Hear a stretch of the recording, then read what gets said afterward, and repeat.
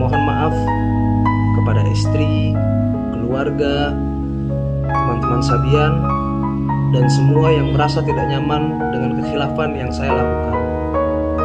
Mohon doanya, semoga saya bisa menjadi lebih baik lagi ke depannya. Terima kasih. Wassalamualaikum.